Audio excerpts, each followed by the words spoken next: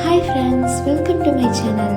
இன்றைக்கி நம்ம பார்க்க போகிற டிஷ் என்னென்னா கத்திரிக்காய், முருங்கைக்காய், உருளைக்கிழங்கு, வாழைக்காய்லாம் போட்டு ஒரு சூப்பரான காரக்குழம்பு செய்யலாமா? அடுப்பில் கடாய் வச்சுட்டு 2 டேபிள் ஸ்பூன் எண்ணெய் ஊற்றிக்கலாம். எண்ணெய் காஞ்சோடனே 1/2 டேபிள் ஸ்பூன் கடுகு, 1/4 டேபிள் ஸ்பூன் வெந்தயம், 6 பல்லு பூண்டு, ஒரு பெரிய வெங்காயம் கட் பண்ணி வச்சுருக்கேன், அதையும் இதில் சேர்த்துக்கலாம். இந்த காரக்குழம்புக்கு சின்ன வெங்காயம் போட்டால் இன்னும் டேஸ்ட்டாக இருக்கும். வெங்காயத்தை நல்லா வதக்கி விட்டுறலாம்.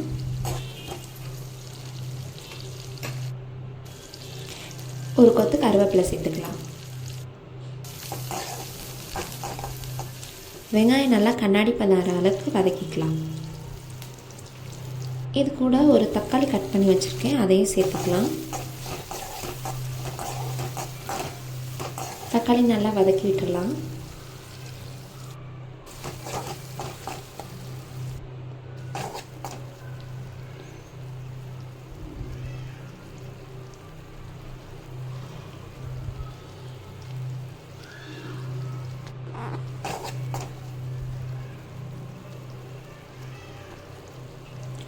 தக்காளி நல்லா வதங்கினோன்னே நான் ஒரு முருங்கைக்காய், 3 கத்திரிக்காய், 2 உருளைக்கிழங்கு, கொஞ்சமாக வாழைக்காய் எடுத்திருக்கேன். இதை முன்னாடியே கட் பண்ணி தண்ணியில் போட்டு வச்சுருக்கேன், அதை இது கூட சேர்த்துக்கலாம்.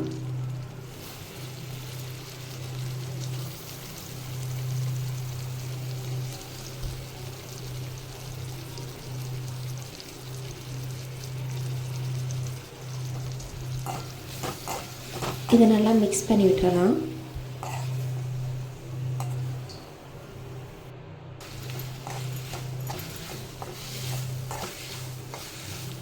இப்போது மசாலா ஆட் பண்ணிக்கலாம். இதுக்கு நான் 3 டேபிள் ஸ்பூன் குழம்பு மிளகாய்த்தூள், 1/2 டேபிள் ஸ்பூனுக்கும் கம்மியாக கொஞ்சம் மஞ்சள்தூள் எடுத்துருக்கேன், அதை சேர்த்துட்டு நல்லா மிக்ஸ் பண்ணி விட்டுறலாம். என்னென்னா மிக்ஸ் பண்ணிவிட்டு காய் வேகிற அளவுக்கு தண்ணி ஊற்றிக்கலாம்.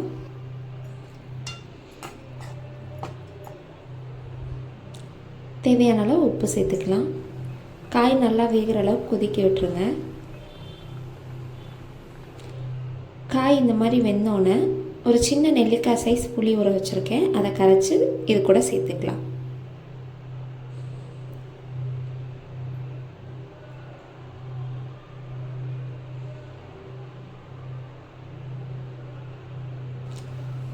இதை 2லேருந்து ஒரு 3 நிமிஷம் வரைக்கும் கொதிக்க விட்டுக்கலாம். அவ்வளோதான், கொத்தமல்லி தூவி அடுப்பு ஆஃப் பண்ணி இறக்கிடலாம்.